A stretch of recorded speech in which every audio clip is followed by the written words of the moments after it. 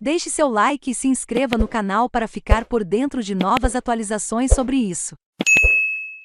Opinião: Bucha, o despotismo sinistro não pode vencer. O mundo está em choque diante das atrocidades da invasão russa na Ucrânia.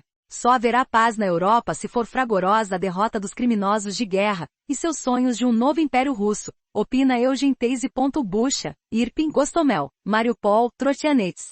Torna-se cada vez mais longa a lista das localidades da Ucrânia que, aos olhos da comunidade internacional, simbolizam o horror da guerra de agressão russa. Homens de mãos atadas, mortos com um tiro na cabeça. Mulheres fuziladas só por terem ousado sair do porão onde se abrigavam. Escolas e hospitais bombardeados. O assassinato indiscriminado de civis é característico do procedimento dos russos nesta guerra, assim como a pilhagem infame, dentro de seus tanques de guerra. Os invasores levaram joias, dinheiro, frigideiras e até brinquedos para as crianças na Rússia. Após a liberação das localidades, as redes sociais foram inundadas com relatos de testemunhas e imagens perturbadoras. Um dos palcos da barbárie russa, bem menos conhecido em nível internacional do que Mariupol ou Bucha, é Peremorra, cerca de 50 quilômetros a leste de Kiev. Após um mês de ocupação russa, o lugarejo também está em grande parte destruído e saqueado. Porém sua história é especial, pois no passado já foi um símbolo dos crimes de tropas invasoras. Um lugarejo chamado Vitória, até 1945, a cidadezinha se chamava Yadliva. Durante a Segunda Guerra Mundial, soldados alemães a incendiaram completamente, numa bestial represália pelas investidas dos combatentes da resistência. Após a guerra foi reconstruída e rebatizada Peremorra, que em ucraniano significa vitória. 6 décadas depois, como estudante, tive a oportunidade de participar de um projeto particular. Ao longo de anos, em acampamentos de verão, jovens alemães e ucranianos reformaram juntos a escola de Peremorra. Esse sinal vivo de reconciliação me marcou para toda a vida, assim como a muitos outros de ambos os países. Fazer coisas boas e processar juntos os crimes de gerações passadas é uma base particular para uma amizade verdadeira, para um olhar conjunto em direção ao futuro. É a melhor garantia de que os horrores do passado nunca mais se repetirão.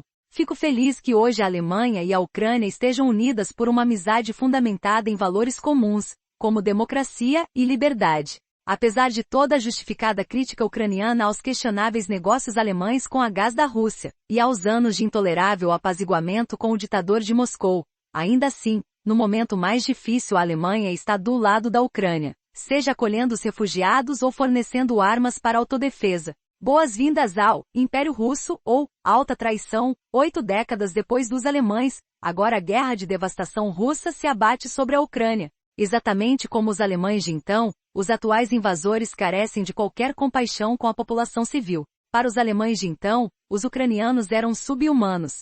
Para os russos de hoje, são inimigos mortais que cabe eliminar, pois seu anseio de liberdade e autodeterminação é percebido como uma ameaça pessoal. No contexto da imagem pós-imperialista russa, nas cabeças da maioria dos russos, seu império perdido nunca deixou de existir. E, no âmbito desse raciocínio chocantemente retrógrado, o distanciamento ucraniano em direção ao Ocidente constitui alta traição.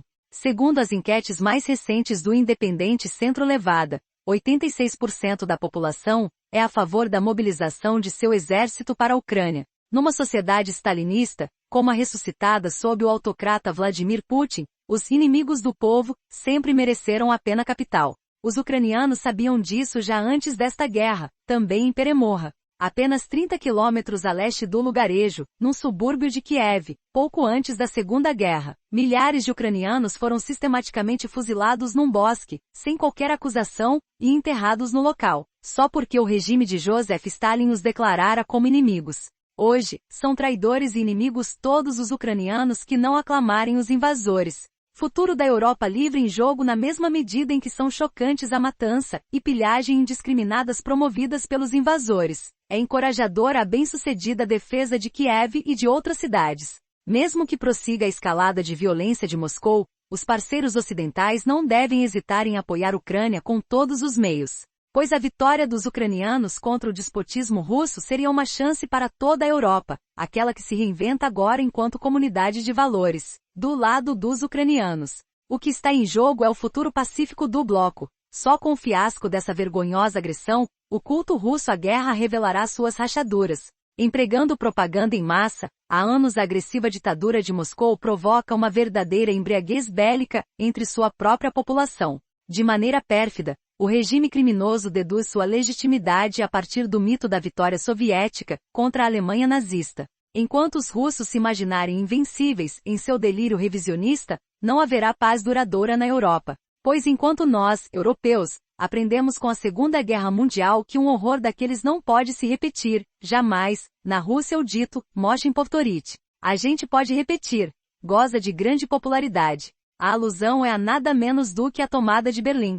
Peremorra significa vitória. Após a vitória contra o agressor Rússia, a localidade será reerguida. Se pelo menos gerações mais tarde, os russos vão refletir sobre o destino desse lugarejo, como fizeram os alemães. Depende do que ainda restará do regime criminoso de Putin, sob os destroços desta guerra. Eugen Theise é jornalista da DW. O texto reflete a opinião pessoal do autor, não necessariamente da DW.